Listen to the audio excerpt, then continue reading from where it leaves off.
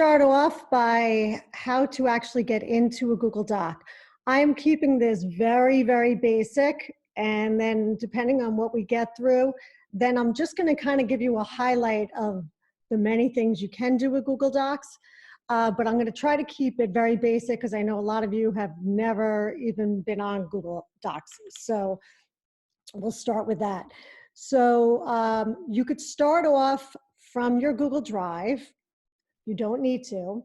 So I could click on my new and I could go to Google Docs. All right, if I just clicked in, it would open Google Docs. If I move over here to the right, I could get a blank document, or I could do from a template. So there are some templates. Another option for getting into Google Docs is you could always go to what they call over here, these dots are called the waffle. If I click on here, that's where most of the Google apps are located. And this, you could kind of move things around based on how you do things. So I could take my calendar, move it on up. So depending on what you use the most, you have the ability to get into Google Docs from here. Another option is to open up a new tab and go to docs.google.com. All right, I could also do docs.new. So just so you know, the whole G Suite apps, most of it, that's how you can get into it by going to URL. So if you wanted to get into a Google Slides, it's slides.google.com. If you wanted to get into Google Calendar, calendar.google.com. Google Sheets, sheets.google.com. It tries to be very consistent with most of its apps. So right now I went to docs.google.com. I would click here for a blank document. There are also a ton of templates that are available. I could click on templates. And there are a ton of just pre-made templates that I can take and edit and customize for my needs. Okay, so we're gonna go with just a blank document, and I'm gonna walk down and go through all the different options that are on here. Okay, so, and I'm gonna just kind of type in, and I'll try to make it a little interactive in a few minutes where people could jump on to the same Google Doc, and I'll show you how that looks. So we could start by putting in a title,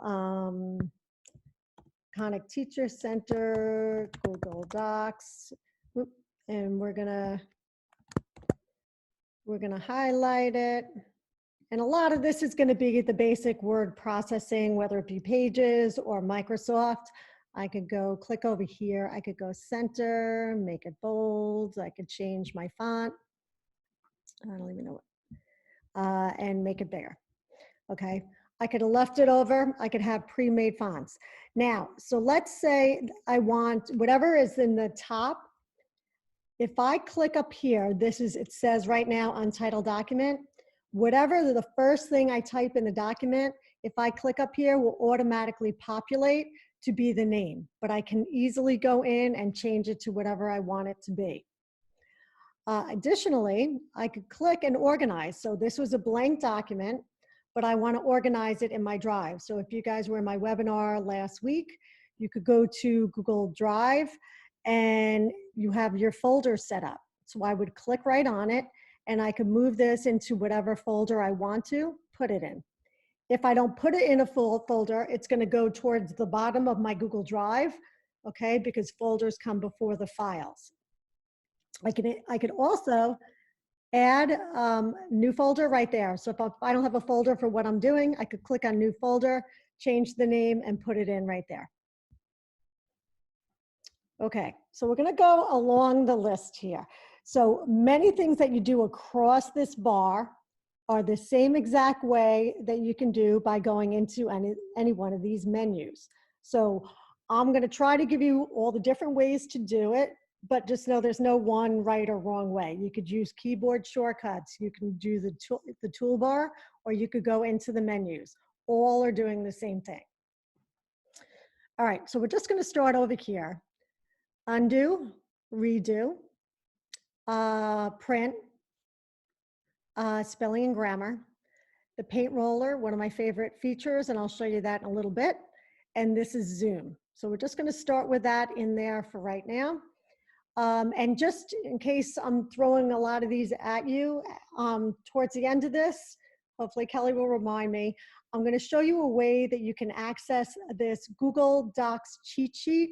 I cannot give it to you because it's copyright protected, but you guys can sign up if you want it and get it, and I'll show you what it looks like. And if you want to just kind of print it out and have it handy, it's a good cheat sheet for you to have. Okay, so under File, we're going to talk about share, but I'm not going to do that yet because the sharing is probably one of the main features of any of the Google apps is your ability to share and collaborate. So under New, you have some ideas that you could just do a new document. You can add a new document from template, but you can also access any of the other G Suite apps. It's not a way that I normally go into it. You could open up an existing Google Doc. You can make a copy. You could download. So if you guys are already using Microsoft Word, or if you're going to create this document and send it to somebody who's using Microsoft Word, you could download it as Microsoft Word and send it to them. It really interacts very cleanly with Microsoft for the most part. You could also take a Microsoft document and bring it in and convert it to Google Doc. So these are your different options. PDFs. So these are basic. Some of these I've never used, so I'm not sure of the reasoning for why you would use it. If you were using Gmail and you wanted to email it as an attachment, you could click on there and it would just automatically open up an email for you to attach it. Make available offline. If you want to make this document available to work offline, so you know you're not going to be in Wi-Fi, you're going to be sitting on the beach or driving in the car, you want to be able to work on this document, you can have that ability. You would have to make it available offline. And then what would happen is when you came back online again, it would automatically sync with the new updates. Version history. So this is a great feature, and it kind of changes our mind frame as far as working in a Word type document. Okay, so I want to kind of see if I can come up with let me see if I can find a file that would be good to show you how this works. I'm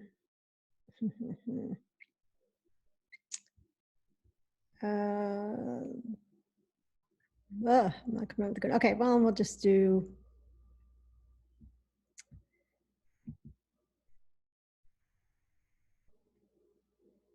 Here was a document I did, Innovative Teaching. Let me see if I have a Google Doc in here. Okay.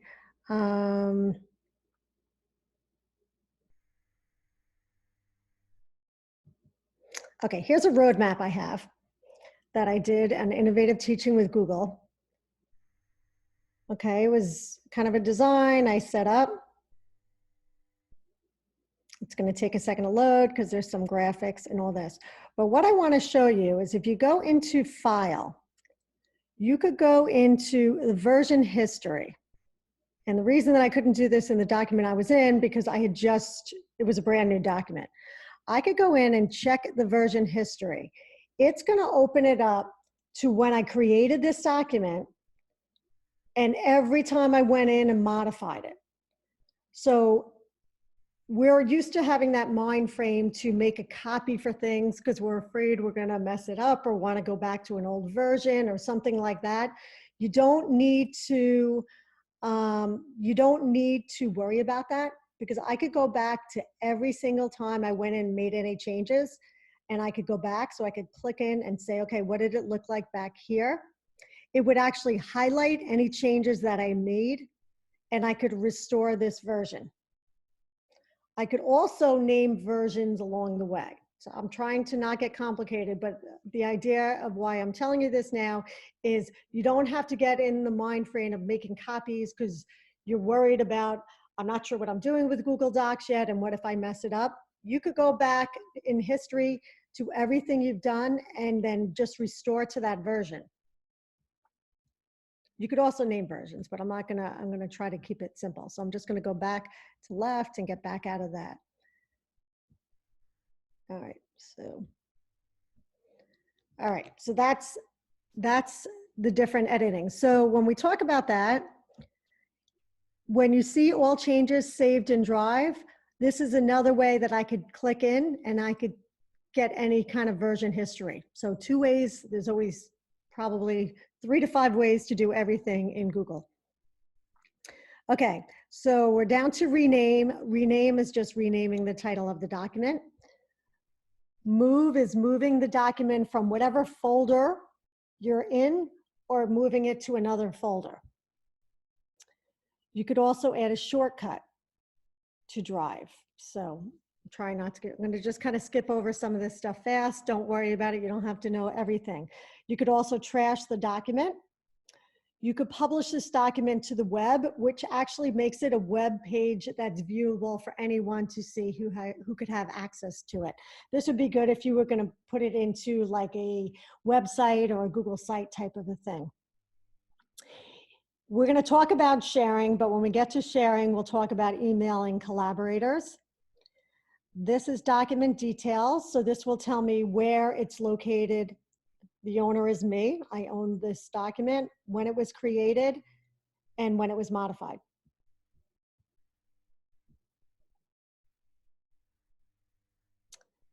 Okay, language. And I know that this could come in handy. You can actually change the languages and you could do a translate feature in here. And again, I'm not going to go advanced in showing you this. I'm just letting you know that this feature is available for you. So you have an easily way. I think there's tons of different languages in here that you can change it to. Page setup. So this is basically, your basic page setup, portrait, landscape. You could change your size. You could change your margins. If you don't want to have 1-inch margins, which is how it's set up, and you wanted 1/2 inch, I could change it to 1/2 inch, and then I could say save it as default. So every new Google Doc that came up would have that new margin set. You could change the color of the page. We're used to printing things out, so we keep everything white, but most of the things that we do right now are all digital, so we could be a little colorful, and we can make a background and say, okay, I want the whole background to be this light blue, and hit okay. And now we have a light blue background. If you don't want it, you always have that undo redo. I'm going to undo, get rid of the white. All right, and the last section is print, which is your basic print capabilities. So if you print, it'll come up. It'll give you your preview. It's taking a second to load. Your destination printer, which pages, how many copies, color, black and white, and then there's additional settings. And it's pretty standard to what you're probably used to. Okay, edit. Again, a couple ways to do everything. If you notice, it has the keyboard shortcut. So I'm not always as good as using keyboard shortcuts as I probably should, but I tend to learn them for, my cut, copy, paste. I don't do them for undo, redo, but I probably should. So you're going to find the things that you do the most often. You're going to want to take the time to learn what the keyboard shortcut is. And this is all basic. Undo, redo, paste, paste without formatting. So let's say you're copying text from another document and you're pasting it in, but you want to paste it in the same format that this document is already in. I would copy the text and I would then click on paste without formatting. So it would keep it at the format that this document was in. Hopefully that makes sense, because if you copy from another document that had different fonts and underline, that's what would paste in unless I did the paste without formatting. Then it's select all, Control A, find and replace, which is your typical find and replace. So I'm skipping over some of the stuff that I feel like are more standard or you'd be able to easily figure out. So I could cover some of the stuff that is going to be a little bit different. So insert gives you a lot of different options. So we're going to go to insert image. So I could insert images from lots of different sources. I could upload from my computer. I could do a search on the web, and I'm going to click on this because this opens up what they call a, I'm going to try to move this out of the way here. It opens up this little window over here, which automatically gives in Google Images. So if I type, well, we'll say beach. If I type in here and I type beach and I hit enter, I'm going to get tons of pictures of beaches. And what I love about doing this, I never have to leave Google Docs. Plus, any of these pictures are Creative Commons, meaning that they're available. They're not copyright protected. They're free for anyone to use. And it's as easy as clicking and dragging it right on over. And take a second.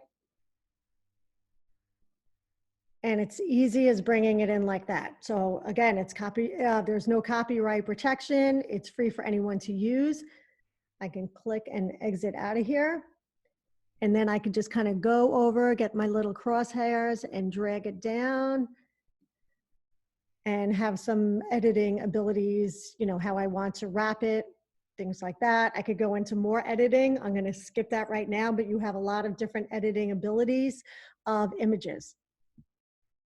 Okay, so I'm going to, let's see, I'm going to actually put that in a bad spot. I just I cut it, and I'm going to add it below, and I'm going to paste it. Okay, so we could bring it in from the computer, from the web.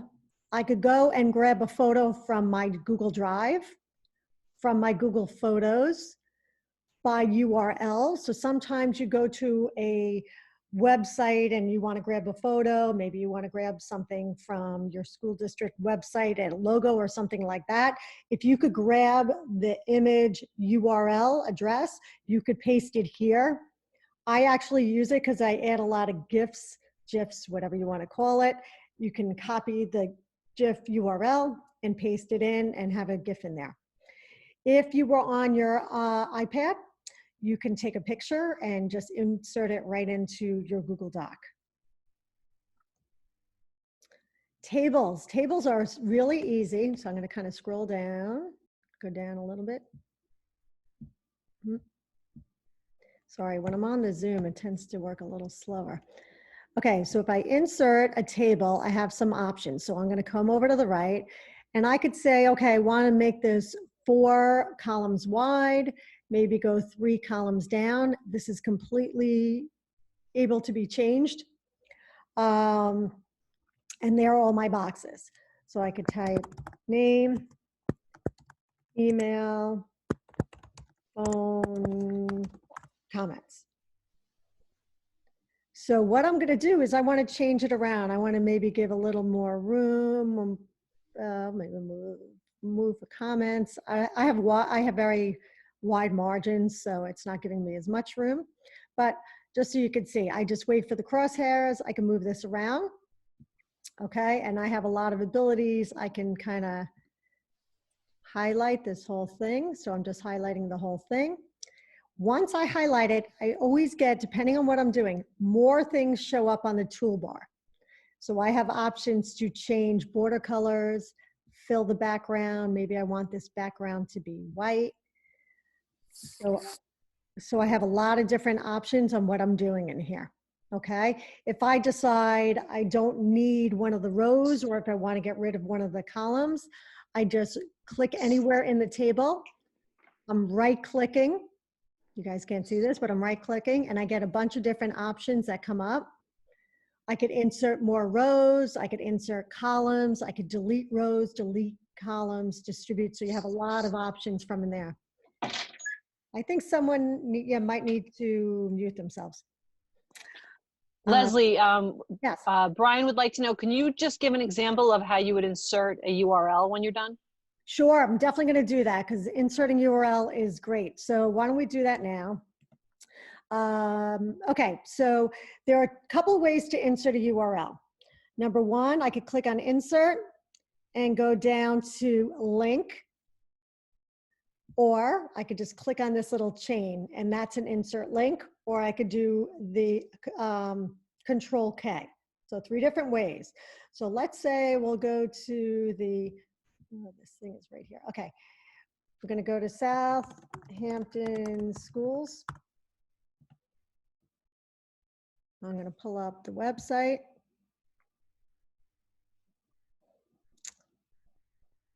And I'm going to double click. I'm going to copy the URL. So I'm going to copy.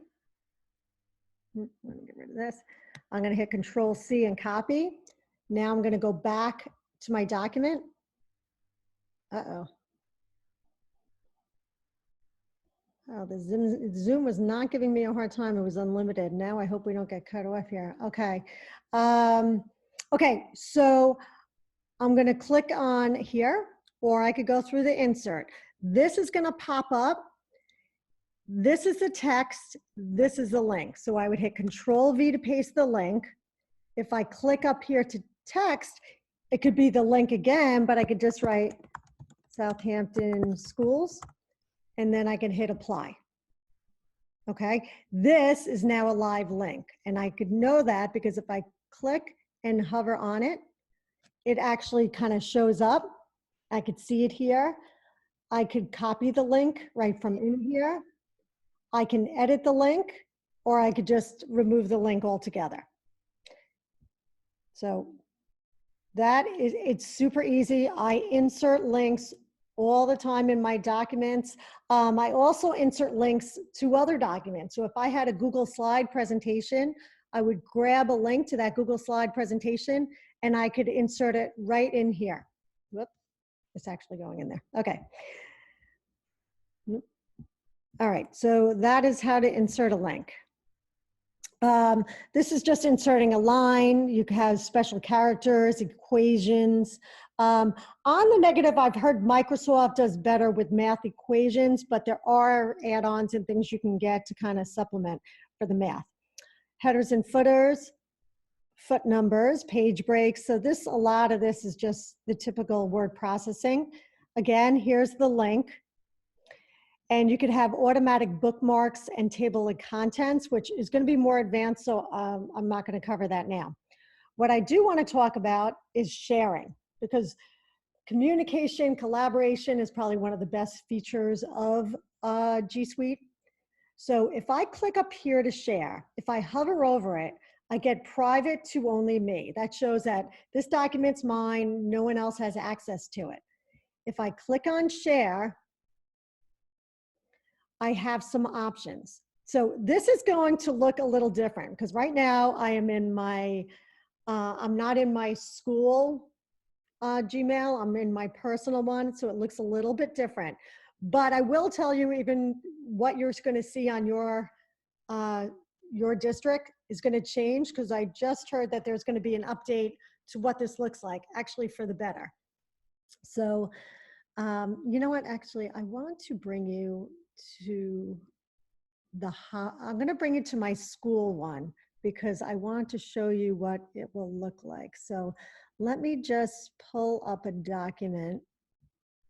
This thing is in a bad spot. I keep having to move it around.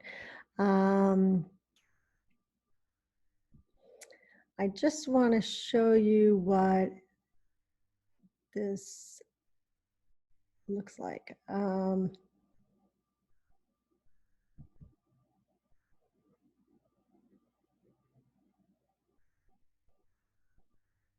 Sorry, it's going to take a second to open up. Okay, so this is a document that's some of the webinars that I use, that I've been doing. This document is a collaborative document. It's taking a second to open up. Sorry, because there's a lot of things in here. This document I share with, I collaborate with other people on. This is taking a while, sorry for it to open. Okay, I was waiting for this to light up. So now if I hover over share and I go into this, it's going to show my sharing capabilities. So this is going to, what it'll look like probably through your district. Again, it's going to be a little bit when you go G Suite for Education, other than just Google Apps. For some reason, I think I have a lot going on, so it's going a little slower. But what it's going to do is give me different sharing capabilities. I can easily share my document. Sharing is unavailable. I don't know why I never have a problem with this. I don't know why it's giving me a hard time. I was just in here. I'm going to try this again.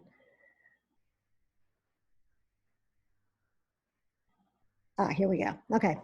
All right. Of course, when I'm trying to do this, it gives me a hard time. Okay. So right now I could look in here and I could see I have this document. It's shared with these people. Okay. And I've given them editing rights, meaning everyone could be in this document, working on this document at the same time. And I'm going to try to show it to you in the other document. Maybe I'll give it to Kelly. And so you could see what it looks like. I could give people rights to just view the document, to edit the document, or to just make comments on the document. So I'm going to try to keep this simple. If you look, there's a person here. She has access to just view this file. She cannot make edits. If you look over here, I could set an expiration date. She can only have access to this file for a certain amount of time. So I could see how this could be helpful when you're working with your students. You want to give them access only for a certain amount of time, or I could just kick them out of the document altogether. Now, if I click up here, and this is changing, so I know by the time you guys go in here, this could look a little bit different. These are my different sharing options. I could make this document public on the web, that anyone on the web can find this document. I can make it that anyone with a link, even outside of the district domain, can grab it. This is only people at Hauppauge schools. This is only people with Hauppauge schools that have a link to the document. And this is off, only me or any specific people that I allow. So right now I have anyone with a link. And if you look down here, I have some options. Anyone with a link can view, can edit, can comment.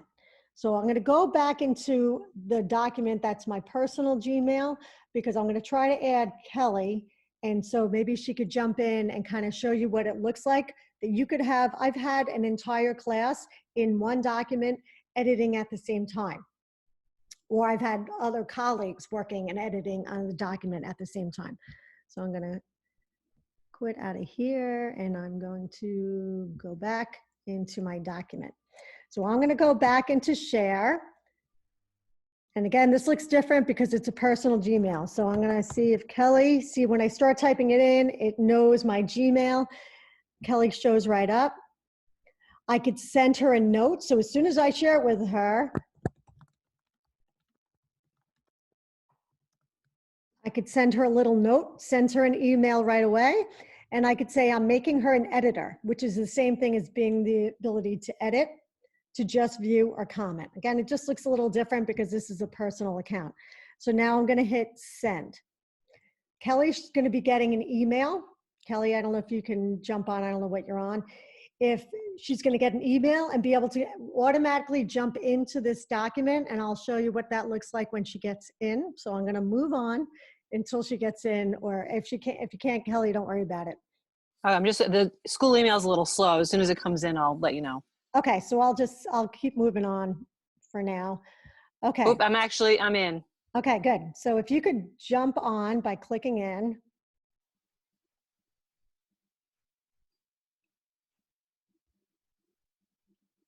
Okay. Leslie, I'm just looking at the time, the remaining meeting time. Is that right? I don't know. We were on these meets a couple of times. I mean, we were on these Zooms a couple of times. I don't know why they changed it. It was unlimited time. So I'm hoping we are okay with this. But, we did this last week and I think we were an hour and 15 minutes. Yeah. So I'm hoping it's not going to cut us off. We'll have to, I could quickly do another Zoom and if we need to, and we could jump on it. Hopefully that's not going to be the case. Okay, so Kelly's on. So if you look up here, I could see the K for Kelly. So Kelly, can you just jump in anywhere and just pretend to start typing? Maybe go Yep, here. I just added up to the top. I added the word webinar. Okay, so go down below. I see you right after Southampton Schools. Just start typing because they could see how it looks. See, so I could see Kelly. Kelly's typing. I could be typing. Kelly could be typing. You could have multiple people typing at a time. Where I see this more as a Google Doc, if you were creating lesson plans and you were working with colleagues, that would be where it would be very, that would be where it would be very convenient. So I want to cover, we got through the sharing. Does anyone have any questions on the sharing feature? So again, you can share by letting anyone have access to edit the document. They could just be able to view the document. If they wanted to be able to edit, they'd have to make a copy of it, keep it for themselves, and then they would be able to edit it. Or they could just comment. And we haven't talked about commenting yet, but that is another important piece to this. So we're going to talk about that now. So comments is a great way to not change a document, but to be able to make comments. So if Kelly and I were working on a document together, and I might want to question, okay, maybe question what we want to title the document. I can highlight this up here, and I could click this little button up here. This gives me some options. If I click on comment, notice this little box pulls up over here to the left. I can type a name. I could type a question like, do we want to name this document? Yep, I have like this weird thing. I gotta get rid of document. Oh. A lot of people. I hope these people are getting in and they're not in the waiting list. I might have to jump out and make sure they're in. You know what? Just give me a second. Sorry, guys. I just want to make sure they're not waiting. Everyone's in? No one's waiting? Okay.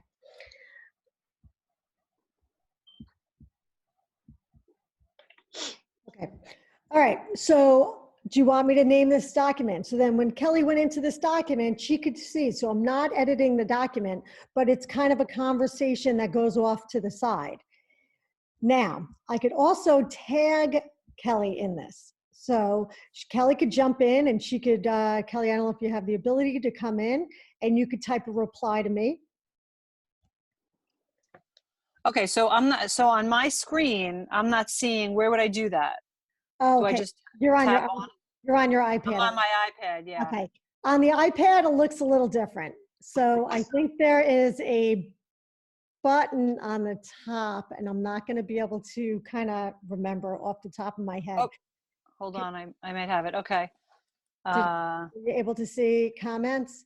Yep. Okay. So I'm responding to you now. Okay. So she can comment and she can give, okay, I like it. So you could have this conversation, and now let's say we answered it. Then I could say resolve, it all goes away, and that's it. I could resolve here. Additionally, I could tag her. So let's say I want to ask her something else. I'm going to highlight in the document that I want to ask her a question in. I could hit comment here, or by the way I did it before, I click add comment. Now this time I'm going to hit a plus sign. So right above your equal sign, next to delete on the top right of your keyboard, I'm going to hit plus, and I'm going to start typing Kelly's name. Because she's in my Gmail, it's showing right up. So I could click on here and I could say, do we want to add people's names? I could assign this to Kelly and hit assign. She's now going to get an email saying that this was sent to her and to reply. So the way I did it before, she would have to go into the document to see it. Now she's going to get an email that she can click right in the email. It will bring her right into the document and she can make changes to it. So I would say with Google Docs, this is what makes it so collaborative.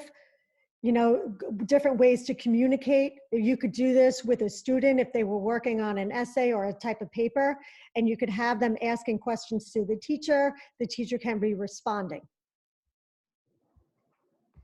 All right, hopefully if you have any questions on that piece, and again, that's just comes with doing it and playing with it, the different sharing features and the commenting features. Okay, let's see what other things I would like to show you. Let's go back up here. So we kind of talked about most of this stuff is all your basic editing features, filling, color backgrounds. I would say most of you could probably figure because it's the basic word processing. So in addition to commenting, you could also do suggesting feature. So let's say, more people coming in. Okay, let's talk about different modes. So right now, I'm going to go from editing mode, which is weird, to suggesting. So now let's say this is a student's paper and I want to make suggested edits, give them an idea. And I've done this because my students with home and careers, they would have to do resumes and I would tell them they have to have a perfect resume. So I would make suggested changes. So maybe I would highlight this and I would change to exciting. Okay, it's not grammatically correct, but I was just using it to give you an example. Notice that the word that was there stayed in there, but it kind of gave an X through it, and it turns green. And it kind of gives this, replace excited with exciting. I could give a comment, but now I'm giving that feedback to the student. That gives the student the ability to accept these comments. I think I got some noise in the background. If you guys don't mind muting. Okay, so that is the suggesting feature. And it works really well with students when you're working with them. Sorry, Michelle and Lara Lee, can you guys mute your mics, please? I can't hear. It Oh, wasn't me. There's nothing in, but Okay, are we good? I think I just heard. I can hardly hear you. I don't know. I haven't done. Everyone else can hear me? Of course, it's just me. I didn't get the right link. I don't know what's going on. Well, I don't know. Well, we kind of got cut off and had to go back in, so I apologize for No, that. I know, but it's just it's weird that I don't hear anything. Like I can hardly hear you. Let me see. Talk now.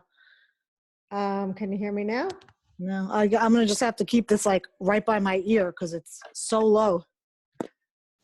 Okay. Yeah, I don't know. Try the volume on your whatever device you're on. Yeah, I'm on the phone. All my volume is up. The ringer Maybe is you might on. want to. You might want to leave and come back in. That might be. I'm afraid if I leave, I'm not going to get back in because I didn't get the email. My friend got the email, but I got an email, but there was no information on it, like to join the Zoom. That's weird. Michelle, were you on the original email list Yeah, that Lara I Lee was on sent the out? first meeting before we got cut off. Okay, I'm going to send you the link privately. Okay, thanks. Okay, sorry guys. Okay, so that is the suggesting feature. Whoop, let me move this thing out of the way. Okay. All right, I'm trying to think of some other basics that I want to cover with you. These are the lot of the basic style. So one of the things I want to show you, and is another good feature, is the paint roller. So let's say we're just going to go with normal text. So we'll just do like a basic Times Roman. This is regular.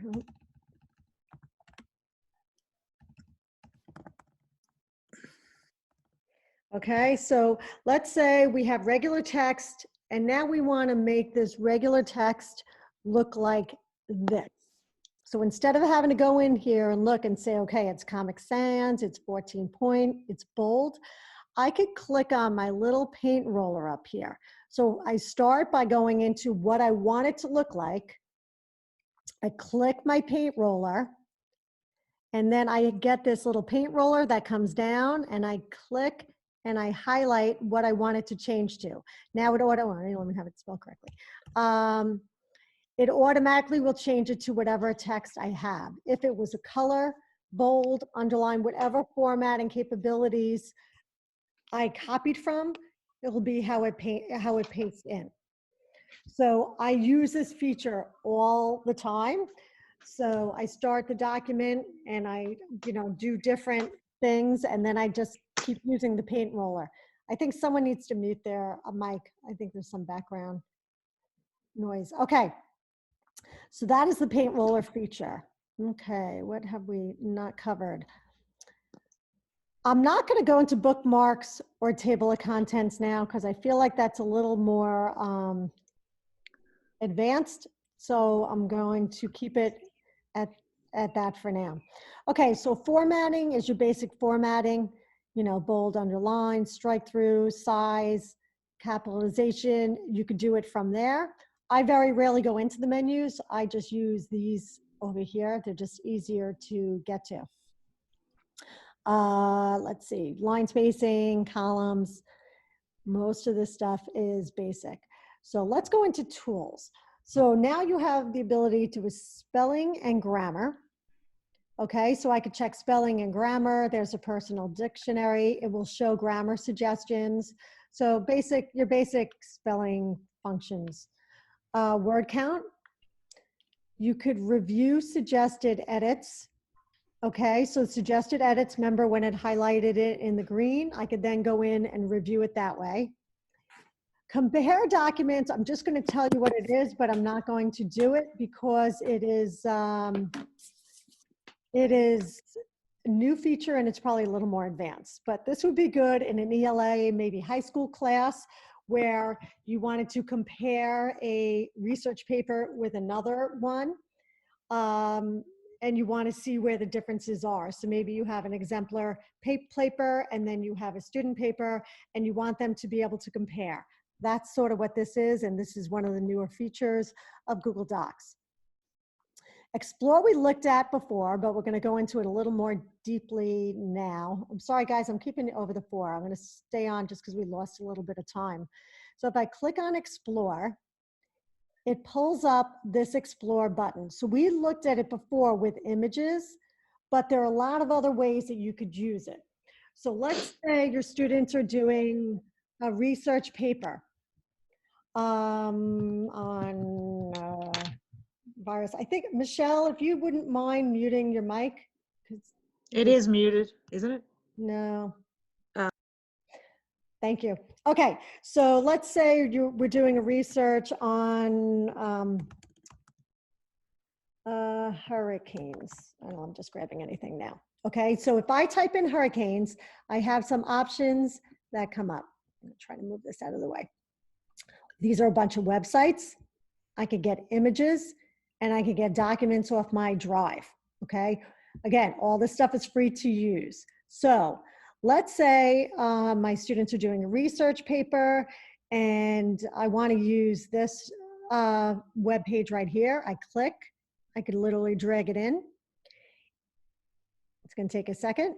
It's going to bring it in. The link, everything is right in there. If you also look in here, this will automatically cite it as a footnote.